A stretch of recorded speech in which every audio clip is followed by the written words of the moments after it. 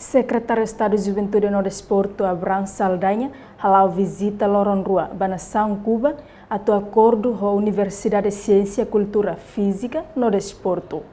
Durante a visita a cubanês, secretário de Estado de Juventude e Desporto, Abraham Saldanha, assina cooperação rua com o Ministério do Ensino Superior na Universidade de Ciência e Cultura, Educação Física no Desporto, Cuba. Ne explica docente da Faculdade de Educação, Ciência e Cultura, Educação Física no Desporto, Eduardo Fajardo Selori, professor Sira, apoio Timor-Leste e a fulan dezembro tinan rihun rua no Resin Rua, onde prepara estudantes Sira da escola e Cuba.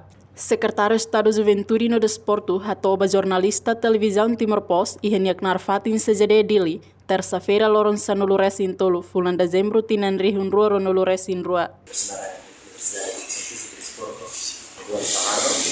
Debemos hacerlo ese la situación de manera ahorita tu siempre me alarma hace necesario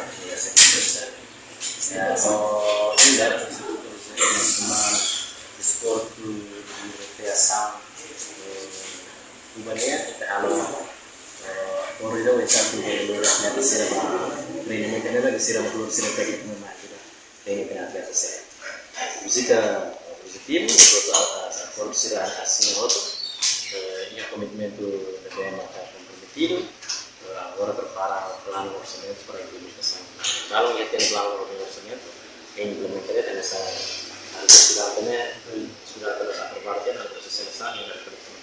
Husi acordo no compromisso CGD prepara orçamento a tu implementa.